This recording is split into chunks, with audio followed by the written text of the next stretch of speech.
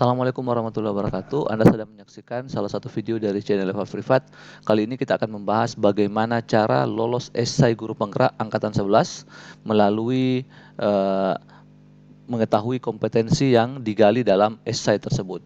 Ya, untuk teman-teman yang baru pertama kali menyaksikan video channel dari Eva Privat, dipersilakan untuk klik tombol subscribe dan loncengnya untuk memastikan teman-teman tidak ketinggalan video-video kami berikutnya. Oke, jadi perlu saya jelaskan ya bahwa saat ini meskipun masih sedang berlangsung ya tahapan simulasi mengajar untuk CGP angkatan 10, namun ternyata sudah dibuka kembali pendaftaran untuk guru penggerak angkatan 11 yang rentang waktunya itu kalau tidak salah 9 sampai 27 Oktober 2023 gitu ya. Jadi proses seleksi antara angkatan 10 dengan angkatan 11 ini nampaknya agak sedikit beririsan. Nah, hal ini kita akan membahas terkait dengan jenis tes atau seleksi yang dilakukan ya. Jadi setidaknya ada 3 ya. Yang pertama adalah esai ya. Ini yang langsung diisi bersamaan dengan pendaftaran setahu saya ya. Nah, ini saat ini kalau simulasi mengajar nanti setelah dinyatakan lulus dari esai maka akan langsung simulasi mengajar, dan yang terakhir adalah wawancara. Untuk seleksi simulasi mengajar yang sedang berlangsung saat ini untuk angkatan 10 itu masih di sini angkatan 10 ya. Ini angkatan 10. Masih sedang berlangsung ya. Jadi teman-teman kita sesama guru itu masih sedang simulasi mengajar untuk angkatan 10. Nah, sekarang kita akan membahas fokus terkait dengan esainya, yaitu terkait dengan kompetensi apa ya. Kompetensi apa yang digali? Apa yang digali?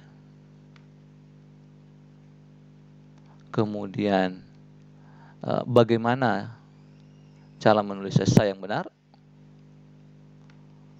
Menulis esai.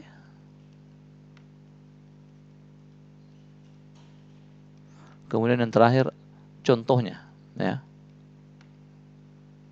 Kalau bagaimana menulis esai ini termasuk terkait dengan metodenya seperti apa atau tekniknya seperti apa. Nah, seperti itu. Nah. Oke. Nah, sekarang kompetensi apa yang dinilai saat menulis esai? Ya, setidaknya ada 6 atau 7 kompetensi ya yang dinilai berdasarkan pengalaman. Kompetensi ini dinilai berdasarkan pengalaman. Dinilai berdasarkan pengalaman. Jadi jangan berteori pada saat menulis esai ya, tapi tulislah pengalaman ya. Ini pertama. Bukan teori, tapi pengalaman. Ya. Nah, pengalaman ini terkait apa saja? Yang pertama, ya, ini misi dan tujuan. Ya, itu akan ada terkait dengan apa motivasi Anda, apa tujuan Anda, ya. Nah, ini misi dan tujuan yang pertama. Kemudian, tapi misi dan tujuan ini dijawab berdasarkan pengalaman ya. Kemudian 2, itu punya pengalaman menjalin kerjasama yang positif, ya. Kemudian yang ketiga, itu punya pengalaman pembimbingan. Nah, pengalaman pembimbingan ini bahasa Inggrisnya coaching ya.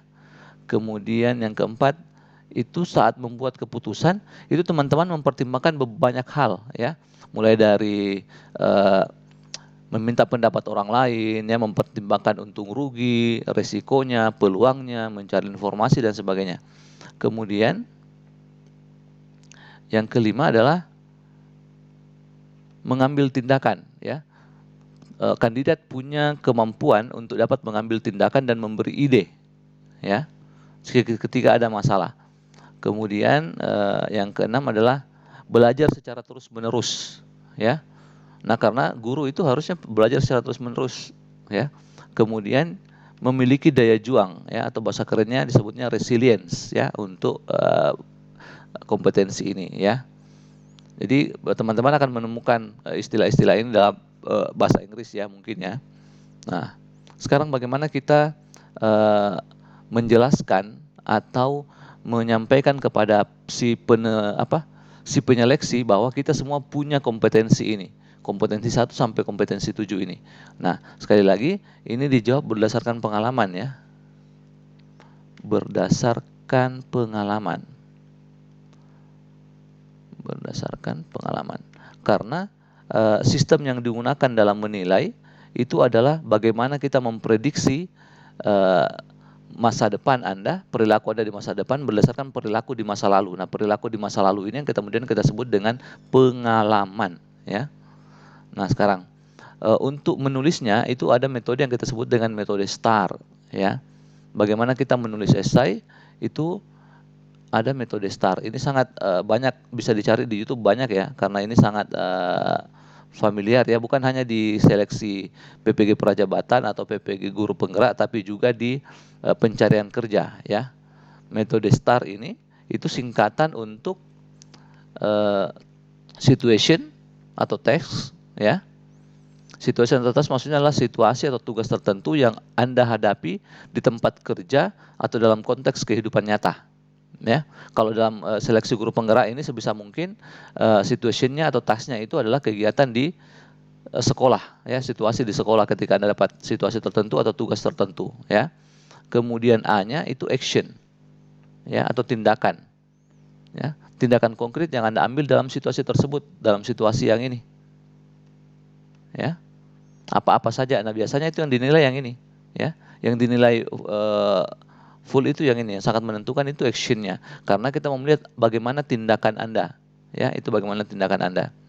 Kemudian yang terakhir untuk R-nya itulah result atau hasil, ya. Berdasarkan tindakan yang Anda ambil dari situasi itu bagaimana hasilnya, ya. Apakah hasilnya positif atau hasilnya negatif? Tapi yang paling bagus adalah hasilnya positif, ya, atau berhasil tindakan yang Anda ambil atau Anda gunakan, gitu, ya. Nah, dipahami kembali metode STAR ini ya, karena setiap orang pasti punya STAR, setiap orang pasti punya STAR. Setiap ada di situasi tertentu, ya, apa yang Anda lakukan, karena pasti Anda melakukan sesuatu dan berdasarkan apa yang Anda lakukan itu bagaimana hasilnya. Nah, ini yang harus digali, ya, harus diingat-ingat kembali, ya, situasi apa saja, ya, yang sesuai dengan kompetensi yang tadi diminta, ya. Nah, ini saya akan berikan salah satu contoh bagaimana menulis esai berdasarkan metode STAR, ya. Tapi saya masih pisah-pisah ya. Nah, contoh penggunaan metode STAR, ya. Yang pertama situationnya, ya. Tapi ini saya tidak mengambil contoh sebagai seorang guru ya. Nah, karena itu tentu saja berdasarkan pengalaman yang berbeda-beda masing-masing, ya. Nah, ini contoh situationnya. Saat saya bekerja di perusahaan sebelumnya, tim saya dihadapkan pada tantangan besar, ya. Kami memiliki batas waktu yang ketat untuk mengembangkan solusi untuk masalah teknis yang rumit dalam proyek kami. Ya, jadi situasinya ini, ya, waktunya terbatas, kemudian dihadapkan pada tantangan yang besar. Nah, ini situationnya. Actionnya, ya, saya mengambil peran sebagai pemimpin tim dan memfasilitasi pertemuan reguler. Saya memecahkan masalah menjadi tugas yang lebih kecil, mendistribusikan pekerjaan, memastikan setiap anggota tim memahami tanggung jawab mereka. Nah, titik itu actionnya. Boleh ditambah lagi, ya, boleh ditambah lagi, ya. Kemudian resultnya, karena tim kerja yang efektif, kami berhasil menyelesaikan proyek lebih cepat daripada yang diharapkan, menghemat biaya perusahaan, ya. Kemudian ini juga meningkatkan reputasi tim dalam organisasi, ya, seperti itu. Jadi ini contoh. Tapi nanti jangan ditulis seperti ini ya, jangan ditulis seperti ini. Situasinya apa, actionnya apa, resultnya apa, ya disambung saja, ya. Yang ini langsung ke sini, sambung, yang ini langsung ke sini. Nah, itu penilai akan ngerti, wah yang ini actionnya, yang ini resultnya, ya. Seperti itu, ya. Disesuaikan saja nanti ya, yang terkait dengan situasi-situasi untuk di sekolah, ya. Untuk teman-teman yang mau mengetahui terkait dengan masing-masing kompetensi tadi, itu bisa mengecek di video kami yang terkait dengan wawancara, karena pada saat wawancara itu sebenarnya mengkonfirmasi esai yang ditulis, ya. Jadi sebenarnya sama antara kompetensi yang digali pada saat wawancara dan kompetensi yang digali pada saat esai, ya.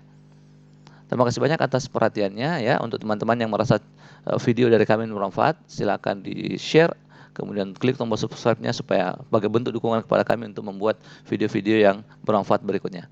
Terima kasih banyak atas perhatiannya. Assalamualaikum warahmatullahi wabarakatuh.